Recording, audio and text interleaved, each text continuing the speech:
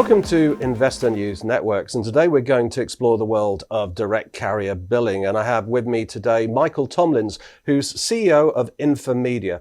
They're a leading provider of direct carrier billing, and this enables companies, from publishers to merchants, to conveniently charge the general public using their mobile phones.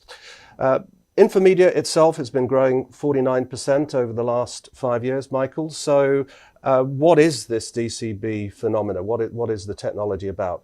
So direct carrier billing simply allows customers to apply a charge to their mobile phone bill for a digital product or service. So for example, if you wanted to buy a game or a track of music or subscribe to a video on demand service, instead of using credit card or cash, you're able to apply that charge to your mobile phone bill and pay through it through that connection. So I'm used to using credit cards. Why should I use DCB? Yeah, very good question. So there are three key benefits of DCB over credit cards, which is why merchants choose to incorporate DCB alongside other payment methods. First of all is reach. So there are about 1.2, 1.3 billion credit cards and banking cards in circulation. There is actually 5.5 billion mobile phones in circulation. Mm-hmm. So if you're trying to access customers in all territories, but especially territories such as the Middle East and North Africa, where there's only 2% credit card penetration, it's very hard to monetize those populations. Direct carrier billing has full coverage in those markets and therefore can allow you access to the entire population. Second of all is security. So we don't require to process the transaction any personal information from you. You don't need to input credit card details, date of birth, CVV numbers. Actually, all we do is apply the charge to your mobile phone number, which we can do securely through our integration with the mobile operators.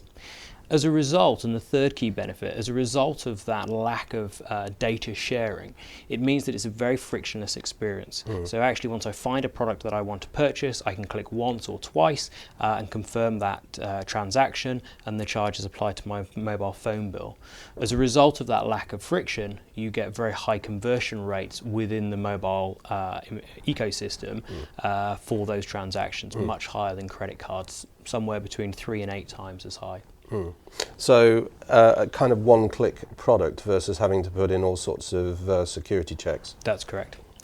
Is it a niche product?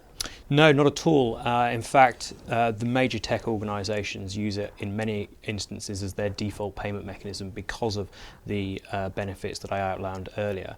So the likes of Spotify and Netflix, Microsoft, Google, Apple, all use direct carrier billing across the world to monetize customers in various territories.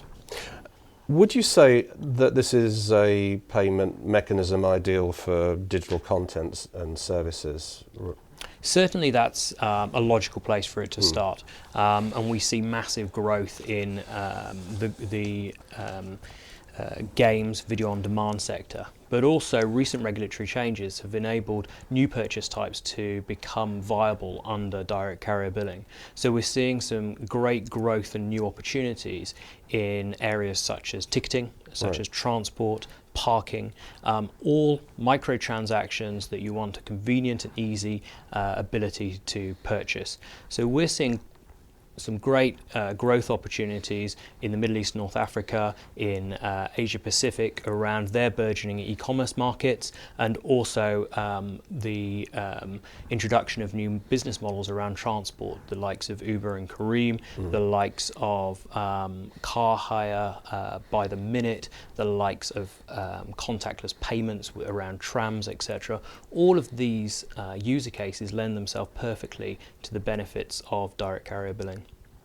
And obviously DCB has been growing, it's been growing year on year, but not as fast as some of the other payment services out there. Why do you think that is? Yeah, I think that's very true. I think we've seen new innovations in payments over the last few years, such as contactless payment, such as WeChat in Asia, that have really driven phenomenal growth and are now processing billions and trillions of transactions.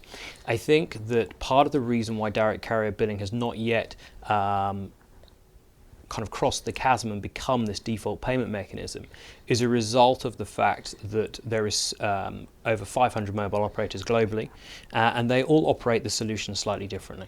So one of the things that we're working with carriers and regulators globally is the ability to standardize that proposition. So instead of 500 different rule sets, we have a single rule set.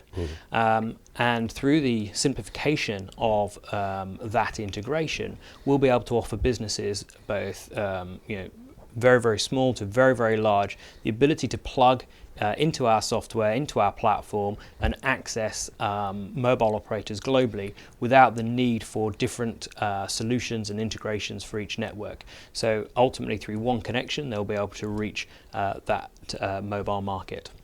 And where do you actually think the growth is going to happen as regards DCB? I think it's still a very immature payment option.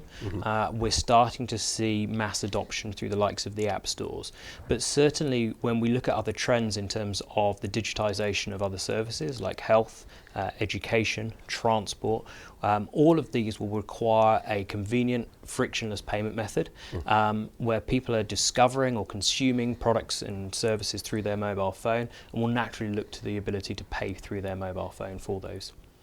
Okay, so finally, if I was in charge of new service product management, how do I get engaged with Infomedia? What steps would you normally take to help people understand the future? Yeah, well, so please get in touch with us. You can access our website at www.infomedia.co.uk, and on there you'll find a range of information, data sheets on particular territories that we operate our service in. And I think that one of the things that surprises merchants is really the adoption of DCB in many markets that historically they found difficult to monetize, but have had large customer bases in. So for example, we see great opportunity in markets like Saudi Arabia, in Egypt, in Thailand, Malaysia, where there is low credit card penetration, but there is absolutely a latent demand for access to entertainment services, mobile games, etc. But also looking at markets like more mature markets like Germany, France, for example, where the e-commerce sector is still relatively small, growing rapidly, but is also based a lot on cash on delivery. And ultimately, as more digital payment methods come available, customers are looking for that experience, businesses are looking for that experience, because what businesses are starting to see now is that the choice of payment options they provide to their customers is key to whether they can engage those customers and build an ongoing relationship with them. And so one of the things that we see a lot with DCB is that customers start looking at the ability to change their business models. Because it is a connected relationship through the device, and therefore the ability to have very micro price points, but also recurring charges. So for example, a cinema chain that we're working with in the Middle East, they've historically, it's been a single transaction by cash at the cinema.